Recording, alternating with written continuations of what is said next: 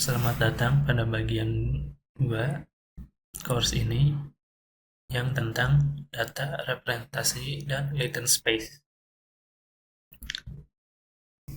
Di sesi ini kita akan mengupas tentang bahan bakar utama AI, yaitu data, serta konsep yang disebut latent space. Sebuah model generatif hanya sebaik data yang dipakai untuk melatihnya. Dataset berfungsi sebagai representasi dari distribusi dari dunia nyata yang ingin ditiru. Kualitas, ukuran, dan keragaman dataset secara langsung mempengaruhi output yang dihasilkan suatu model. Kita juga harus sangat waspada terhadap bias.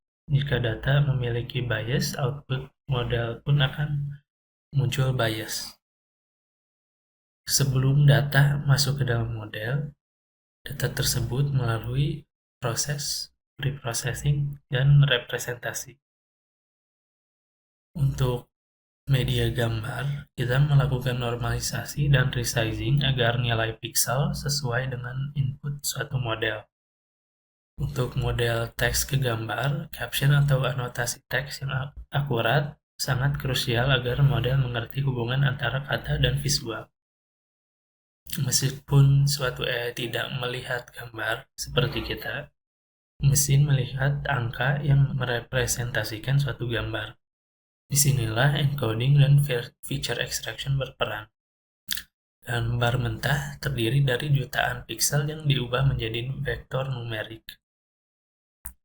Komponen yang melakukan ini disebut encoder. Encoder memetakan data dari ruang dimensi tinggi, yaitu suatu gambar yang resolusi penuh, kepada suatu yang ruang dimensi rendah yang lebih abstrak.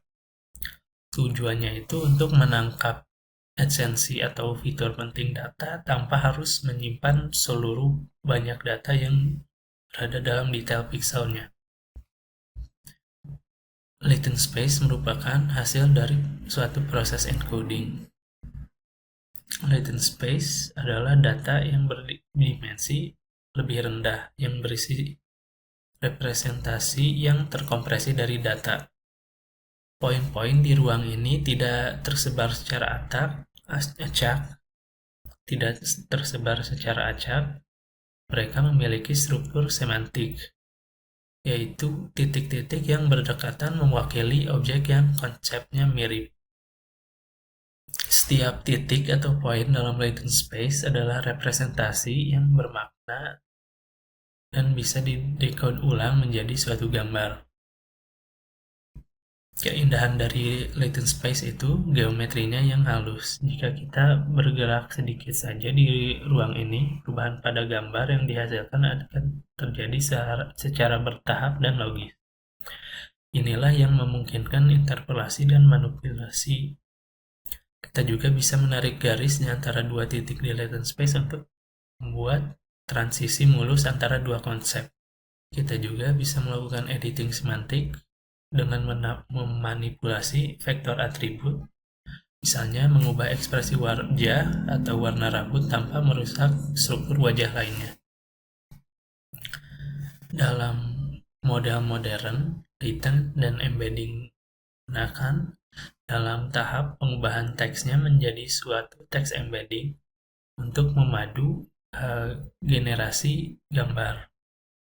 Ini memungkinkan pemahaman lintas modalitas, menghubungkan bahasa manusia dengan representasi visual.